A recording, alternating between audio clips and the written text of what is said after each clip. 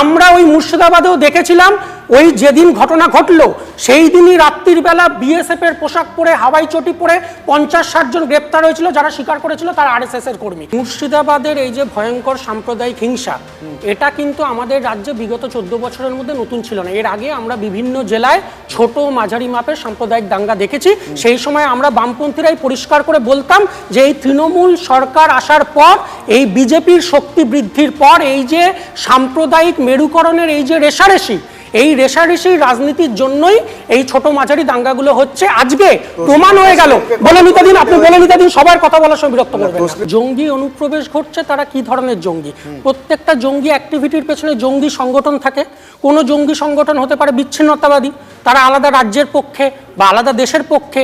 কোনো জঙ্গি সংগঠন হতে পারে ধর্মীয় মৌলবাদী, বা কোনো জঙ্গি সংগঠন হতে পারে দুটোই একসাথে, বা কোনো জঙ্গি সংগঠন হতে পারে কোনো আলাদা রাজনৈতিক লক্ষ্য নিয়ে হাতে অস্ত্র তুলে নিয়েছে।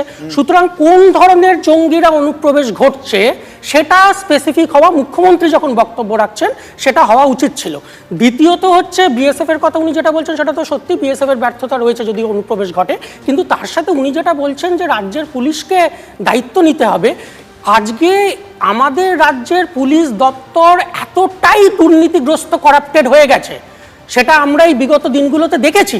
সেখানে কি আপনার মনে হয় যদি কেউ অনুপ্রবেশ ঘটছে, যে করছে, সে যদি পুলিশ কর্মীর হাতে 1000 টাকার হাতে ধরিয়ে দেয় বা 2000 টাকা হাতে ধরিয়ে দেয়, সেই পুলিশ কর্মীরা তাকে ছেড়ে দেবে না?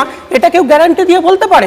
প্লাস যে পুলিশ কর্মী, আরেকটা কথা নির্বাণ, প্লাস যে পুলিশ কর্মীরা আমরা দেখেছি তৃণমূলের গুন্ডাদের দেখলেই টেবিলের তলায় লুকোয়, তারা জঙ্গিদের ঢুকতে দেখলে বুক চিতিয়ে গিয়ে তাদেরকে আটকাবে, এটা কি খুব একটা বিশ্বাসযোগ্য মনে হয়? প্রশ্ন করেছিলাম হোয়াটসঅ্যাপ, ফেসবুক চ্যানেল, ইউটিউবে এবং একই সঙ্গে এক্স হ্যান্ডেলে।